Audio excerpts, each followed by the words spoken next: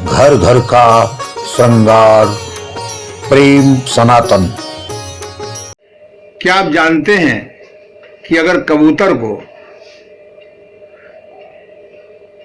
चोकर निकले हुए आटे की रोटी या आटा खिलाया जाए तो कुछ दिनों में वो कमज़ोर हो जाता है और उसको बेरी बेरी का रोग हो जाता है। वास्तव में जब उसको पुनः पूरा गेहूं खिलाया गया या चोकर न निकाले आटा खिलाया गया तो उसका पुनः रोग ठीक हो गया। वास्तव में जो चोकर है, जो गेहूं का चोकर है, ये पाचन के लिए बहुत जरूरी है। केवल पाचन के लिए ही नहीं, ये कब्ज को भी ठीक करता है। और ये आप अच्छे प्रकार जानते हैं कि अगर आपको कब्ज नहीं रहेगा तो आपका पाचन भी ठीक रहेगा, पोषण भी ठीक रहेगा। और कब्ज रहेगा तो पाचन भी खराब होगा और पोषण भी खराब होगा, और फुजले के अभाव में, चोकर के अभाव में कब्ज भी बना रहेगा। तो ये जो आपका गेहूं के आटे का चोकर है, इसको हम लोग रफेज भी बोलते हैं, फुजला भी बोलते हैं, अंग्रेजी में ब्राउन भी बोलते हैं। इस चोकर की वही स्थिति है जैसे किसी मकान को बनाएं और उसमें 1 महीने के लिए किसी अज्ञानी पोंगा पंडित के सुझाव से झाड़ू न लगाएं 8-10 दिन, महीना भर, तो वो मकान रहने के लायक नहीं रहता है। इसी प्रकार से जब हम चोकर रहित गेहूं के आटे की रोटी खाते हैं, छिलका रहित दालें खाते हैं, अधिक पालिश किया हुआ, अधिक उसका छिलका निकला हुआ चावल खाते हैं, इसी प्रकार से जब हम भोजन में सब्जियां हरी सब्जियां कम खाते हैं, इसी प्रकार से जब हम सलाद की मात्रा कम लेते हैं, तो फुजले के अभाव के कारण न केवल कब्ज रहता है बल्कि हमारे पाचन और पोषण का भी अभाव हो जाता है।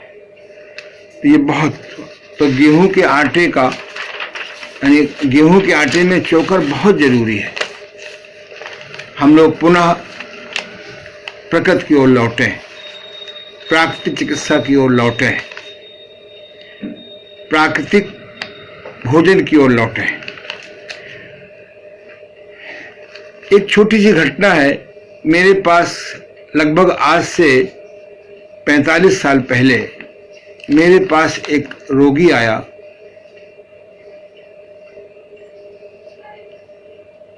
उसने बताया कि मैं 20 वर्ष से पेट के रोगों से दुखी हूं और बहुत इलाज किया, यहां तक कि पेट की सर्जरी भी मेरी हो गई है, किंतु मेरा पेट ठीक नहीं हुआ।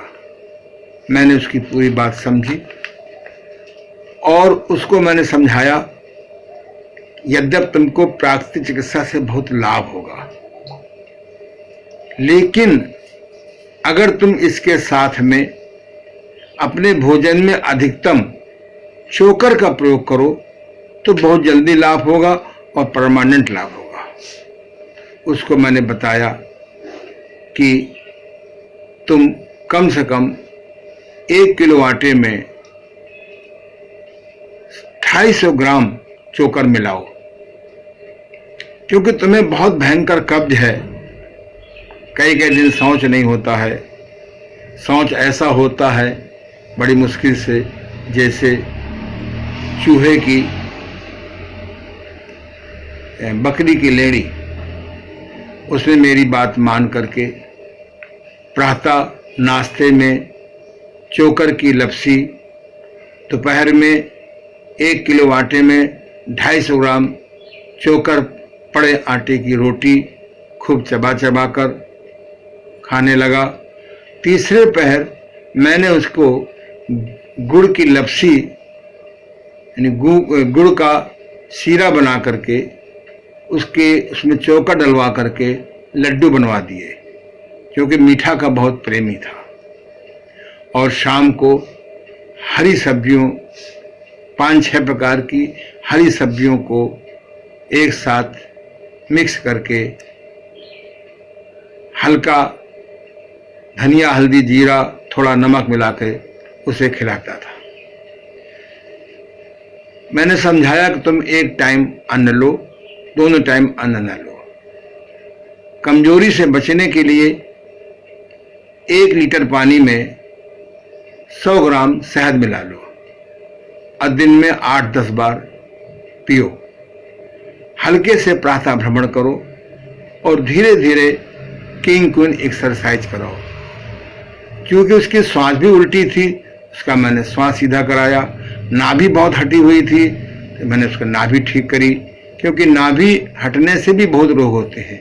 यहाँ एक बात ध्यान रखें कि नाभि बैठाने में किसी से कभी भी पेट पर हाथ ना लगाइए, नहीं सूजन हो जाती है। तो इस प्रकार जब उसने 15-20 दिन, महीने भर किया तो उसका सोच खुलकर होने लगा, कमजोरी भी दूर हो गई।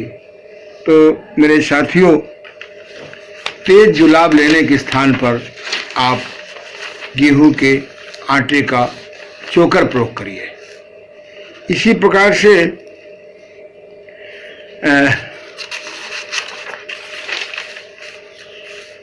वास्तव में चोकर का वही रोल है, पुनः समझ लें, जैसे किसी मकान को साफ सुथरा रखने में झाड़ू का रोल है। आजकल, पहले जब मैं छोटा था, आज से लगभग 70 वर्ष पूर्व की बात है, तब हमारी माताएं, हमारी दादियां घर में जो चक्की होती थी छोटी वाली, उससे वो लोग प्रातः गेहूं आदि पीसती थी और बिना चोकर निकाले रोटी हम लोगों को खाने को मिलती थी। अब फिर धीरे धीरे ये बिजली की चक्कियां आ गईं, इनमें आटा पिसने लगा, गेहूं पिसने लगा। धीरे धीरे रोटी की खूबसूरती के लिए चोकर निकालने लगे। परिणाम हम देख ही रहे हैं। अब तो मॉल से आटा की बोरियां आ जाती हैं, उनके छानने का सवाल ही नहीं उठता है। इसलिए मैंने एक बहुत सरल तरकीब निकाली है। आप चूनी भूसी की दुकान चले जाइए, वहां पर मिल का चोकर मिल जाएगा और उस मिल के चोकर को, मान लीजिए 5 किलो मिल का चोकर ले आए, उसको घर में आकर के किसी स्वच्छ पानी टब में डाल लें, उसमें चोकर भी डाल दें और घंटा 2 घंटा 3 घंटा पड़ा रहने दें। उसका सारा आटा निकल जाएगा जो चिपका होता है, और चोकर को धीरे धीरे दबा दबा करके बाहर निकाल लीजिए। धूप में कोई चादर बिछा करके उसको, चोकर को, भीगे चोकर को फैला दीजिए। प्रदूषण, गंदगी आदि न होने पाए, इसके लिए चोकर के ऊपर से सूती सफेद कपड़ा ढक दीजिए, जिससे कि उसमें गंदगी ना आने पाए। जब ये चोकर सूख जाए तो आप अपने घर में ही स्वयं या अपने घर में जो भी रसोई का मालिक हो, हल्का सा कढ़ाई में घी डाल करके उसको आप छान लीजिए, उसको आप भूंज लीजिए, क्योंकि भुना हुआ चोकर फिर लंबे समय तक खराब नहीं होता। एक जार में भर लीजिए। यदि परिवार में आपकी बात सुनी जाती हो, सब लोग तैयार हों, तो आप 1 किलो आटे में 100 ग्राम चोकर, 200 ग्राम चोकर, 250 ग्राम चोकर मिलवा लीजिए और वो रोटी खाइए।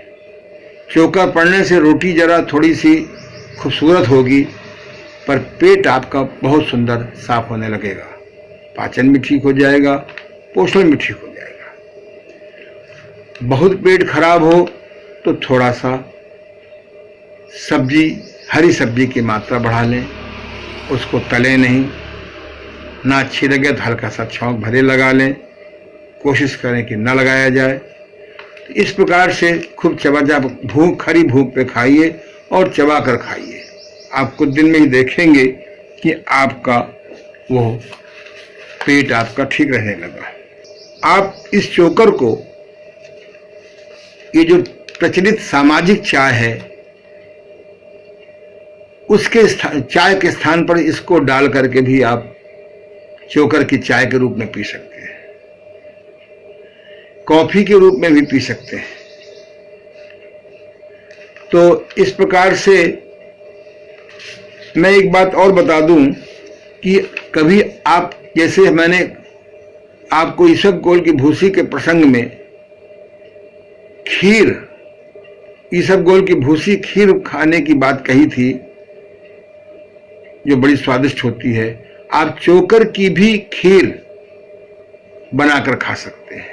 लेकिन जैसा कि मैंने कहा है कि ये जो सफेद चीनी है इसको न खाएं या बहुत कम खाएं, और बड़ी स्वादिष्ट होगी, इसको आप खाएं।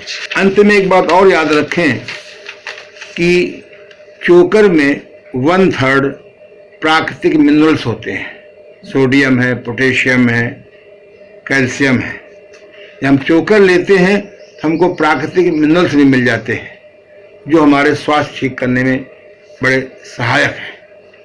तो अंत में याद रखें कि जैसे पूरा गेहूं भिगो के खाते हैं, ऐसे पूरे गेहूं के आटे की रोटी खाएं। धन्यवाद।